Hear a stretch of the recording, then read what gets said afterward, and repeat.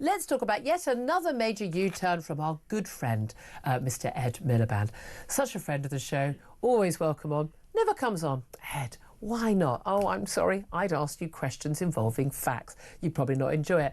Well, the fact of the matter being that an awful lot of the solar panels that we import to this country are made in basically slave labour camps by Uyghur people in the Xinjiang province of China. Well, apparently Ed Miliband didn't really have such an issue with that. Well, bit of an outcry. He's been forced into yet another U-turn. Let's talk about this with the author of the brilliant book, Green Tyranny. That's Rupert Darwall.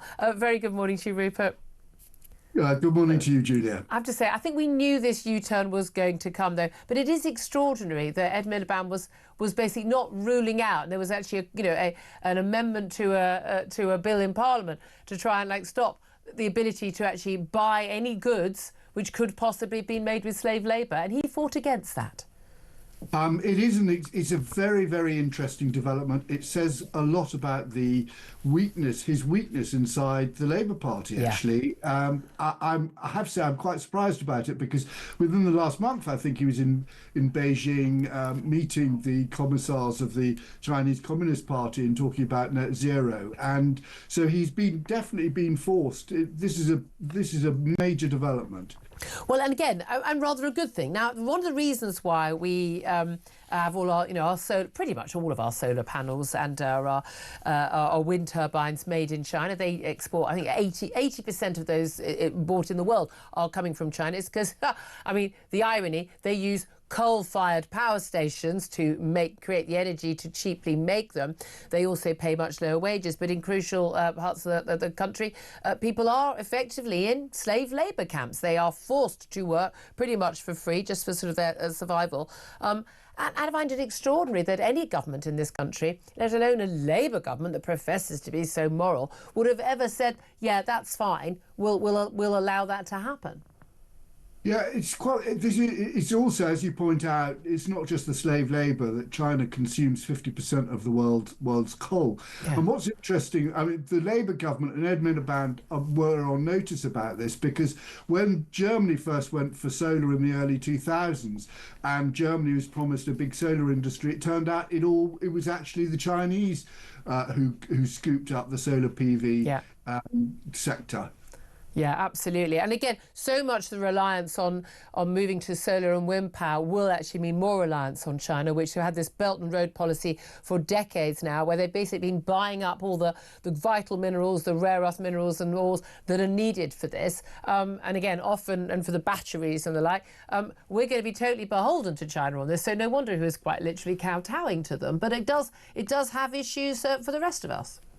Yes, it certainly does. And the other thing to point out is actually Britain is virtually the worst country in the world to have solar power. I'm looking out the window now, I know. Far north. We're on the edge of the Atlantic, where we get these westerlies blowing in a lot of cloud cover. It's completely insane having solar in this country. Yeah, this is something you and I and everyone else who can see and hear would have known for a long time, but he's still pushing on through. I've been saying for quite some time, I don't think that Ed Miliband survives this whole Parliament. I think possibly not even the next reshuffle. He's been so undermined. Every policy supposedly for growth, Heathrow expansion, everything he is opposed to. I simply can't see that he survives with any... not that he has any, but any integrity. But what's also interesting is how international organisations are now calling out some of these net zero policies. They do it with a wink. They don't say it explicitly because they're all still signed up to the madness officially. But we've had this report from the International Monetary Fund as the Chancellor, Rachel Reeves, attends a big summit over in the States, and basically saying that, downgrading the economic forecast for the world, a lot of that is down to the Trump tariffs, but also crucially downgrading the predictions for our economy in the UK down by 0.5% to just 1.1%, which is virtually flatlining to all intents and purposes. But very crucially, in answer to questions about whether this was down to the Trump tariff war and general economy of the world, the chief economist at the IMF saying that no, this was down to domestic factors like surging utility bills and higher government borrowing costs. Now, I would have thought also down to things like, £25 billion extra taxes in terms of national insurance costs for employers. But interesting, when he talks about surging utility bills, that's code for we have very expensive energy in this country, and that's because of net zero. That is absolutely right. We have some of the highest electricity costs in the world, and particularly for industrial consumers, they're extremely high. Whereas in Germany, consumers, households actually subsidise industrial Yeah. users. We don't have that. We do it here. the other way round here, almost, don't We we? do it the other way round, and we are basically destroying any energy intensive manufacturing, the steel industry, which we know about in this country. Yeah. So at last, the IMF is seeing sense. The IMF has been in hock to the Totally. the private industrial complex for a decade or more. So this again is a very significant development. Again, it's significant development, but will it actually change anything? We are not going to get out of our economic woes and get growth while we still have net zero policies. A lot of people, I think, were looking at their energy bills, were quite hopeful when Labour said they were going to get in. They were signed up to as many mad net zero policies as the Conservative government was. I mean, give or take a couple of years on some EV rules, you know. But they were going to create this organisation, this body called GB Energy. And I think an awful lot of people who didn't bother reading the small print were under the illusion that this was going to be some sort of nationalised energy company that would be able to provide us with cheap energy. But I still can't quite work out, what does GB Energy actually do? Yeah, well, I think Ed Miliband's been trying to work that out. It's been going to put on solar panels, those slave manufactured solar panels on hospital roofs and school roofs. I think there is actually a role for GB Energy, but it's not one that the humiliated Ed Miliband, because that's what's happening. He's being richly humiliated by the Labour Party now, and that is, if you remember, the Conservative government powered past coal, so we basically shut down 20 gigawatts of coal-fired power, and we replaced it with wind. And actually, we need new coal and gas-fired power stations. And because Labour and actually the Conservatives have made that uninvestable, that would be a role for GB Energy to keep the lights on, push bills down.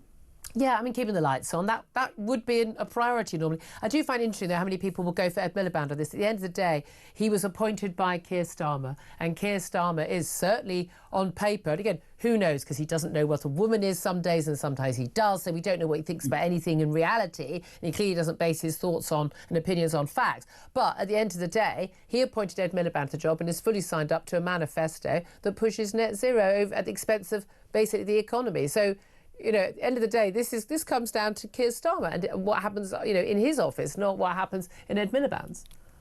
Yeah, I think there's a bigger issue here as well, which is the Climate Change 2008, which was actually pushed through the House of Commons by Ed Miliband, with I think only 5 MPs voted against it, so it had massive. And until that was when he was leader, yeah. Until you get rid of Section 2 of repeal Section 2 of the Climate Change Act, which has the net zero target, it was 60%, it came down to 80%, it's now 100%. Yeah.